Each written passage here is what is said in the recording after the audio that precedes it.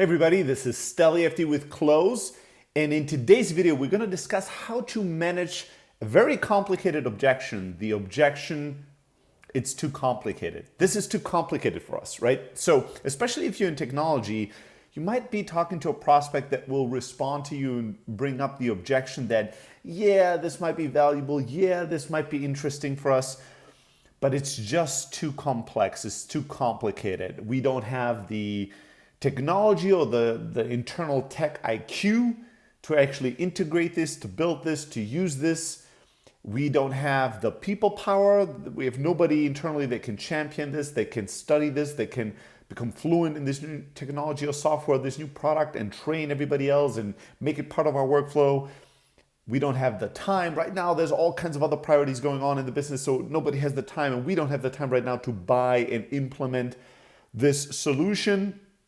And all this might even be on top of it coupled with we've had bad past experiences. Oh, we bought software like this before. They promised us the world, but then when we try to actually use the software and implement it, nobody understood it. It had bugs. We didn't know how to integrate it. We didn't know how to make it part of our workflow, and we ended up just not using it and paying a ton of money, wasting a ton of energy, and creating a lot of frustration internally. So thanks, but no thanks, right? What do you do with somebody that basically agrees with you that, yeah, this might be valuable and interesting, but tells you that it's just too complicated and they can't deal with it right now?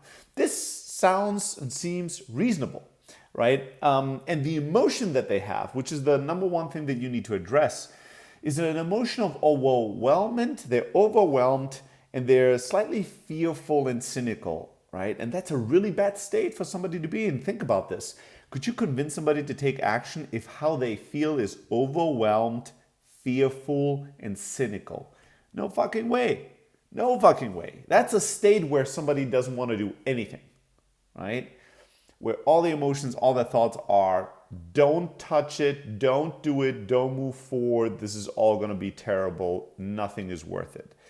So what you need to understand is that the emotional task that you're going to have in terms of turning them around and managing this objection is to actually change their state. You need to move them from feeling overwhelmed, fearful, and cynical to have them feel a certain level of clarity, confidence, comfort, and excitement, right? And that's a big step. So how do you do this? Well, first of all, you need to bring it back to the basics. First, instead of arguing with them if it's too complicated or not complicated enough, instead of instantly jumping into what they expect you to probably say, which is, our software is simpler than other software, it's very easy usability, we've been the top rated for being the simplest software, like they don't hear any of that, right? Instead of jumping instantly into the complexity discussion, stay with the value proposition first.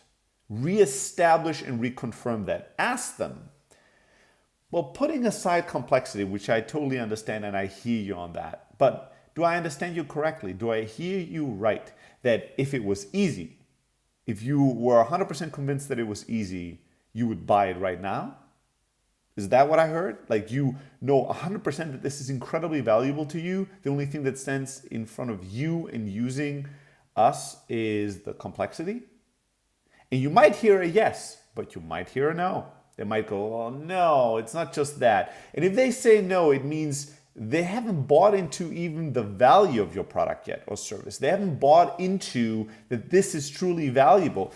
If they haven't bought into why what you do is valuable and that it is valuable, that is the first objection that you truly need to manage. You can't just jump to the next objection. You have to focus on the fundamental, most important question, which is, can we solve a problem of yours? Can we create value for you?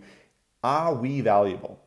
If they say yes, if they go, yeah, if it was easy, which it isn't, I would buy immediately, then let them reestablish to you and say it out loud, why? What would be the value of our software to your business and your life if you bought today? How much value would we create? What problems would it solve? What would it do? Let them think about that for a minute.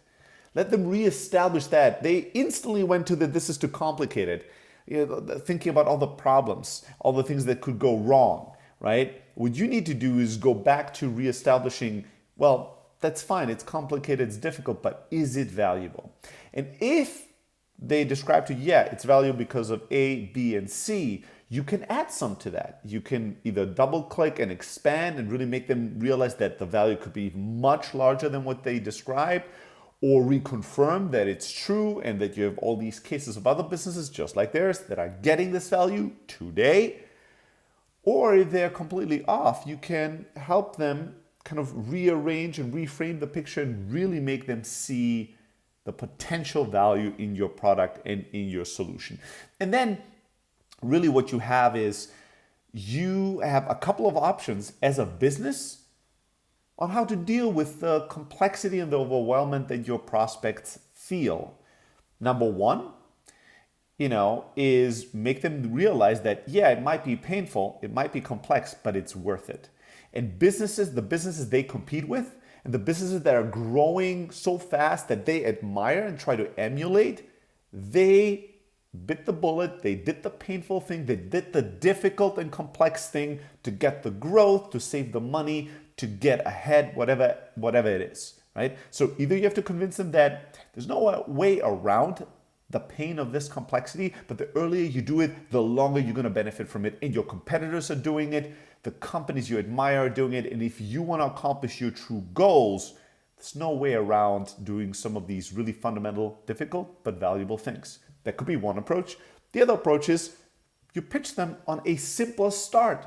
You tell them, hey, yeah, you're absolutely right. Many companies like yours, they try to buy something that could be really game changing, but they go too big too fast. It's like building a product. They don't go with a minimal viable implementation of the software usage. They go with a maximum ideal implementation. That implementation is overwhelming. So in the middle, they stop. So they waste all this time. They do this once or twice and you get cynical. Now, the companies that get ahead, they don't get cynical. They get smart. They learn from the experience and they don't just go, well, if it's difficult, we're never going to do it. They say, well, if it's valuable and if the way we approached it in the past didn't work, we need a better approach.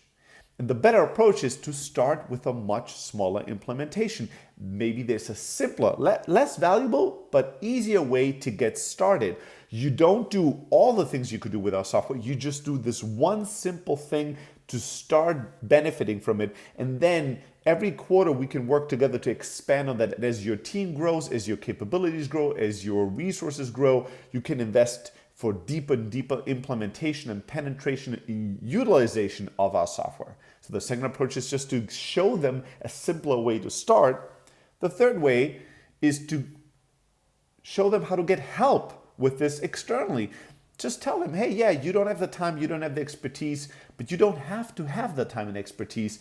There are contractors, there are consultants out there that help incredibly successful businesses to implement this type of software and to kill it with it. And the same thing can apply with you. I can put you in touch. We can help you find a contractor, somebody externally that's going to put in the time, the work, do the integrations, set up and do the customizations for you to get everything you need, all the value out of our product without having to change anything about the internal workings of your company or team.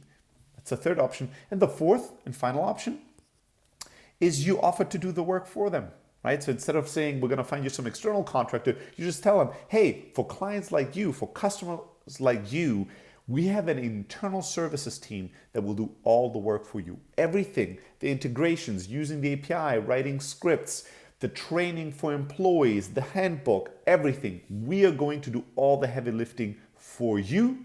You're going to get all the value today. You don't have to wait for 3, 4, 5 years till you've grown. The pain of not having our software has grown so much that you're not forced to do it. No, you can do it today. We will take care of you. We will take all the heavy lifting off your shoulders and provide this as a service on top of our software to you today.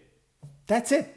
Now, most importantly, no matter what solution you talk them through, you need to exude confidence, clarity, comfort, and excitement. You need to make them realize that what stands between their business and what they're capable of today and where they want to go in the future is that in the future they need to be capable of buying software and implementing projects that seemed difficult and complex in the past. And the way to do it is to approach it differently. And you are here to help them grow and purchase the type of software and benefit from the type of software that your company provides in ways that's going to help them accomplish their ultimate goals: growth, scale, revenue milestones, whatever it is.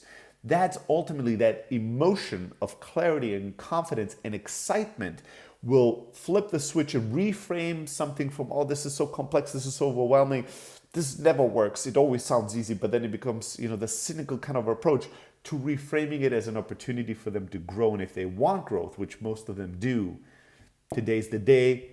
You're their guy or gal, and this is the software that really is going to help them transform their business. All right, that's it from me for today's video. If you have any more questions, I'm always happy to hear from you. Stelly@close.com. If you haven't subscribed to our blog yet, make sure to go to blog.close.com or close.com/blog, one of the two. We just recently bought a new domain and switching all our URLs. And until next time, let's go and get them.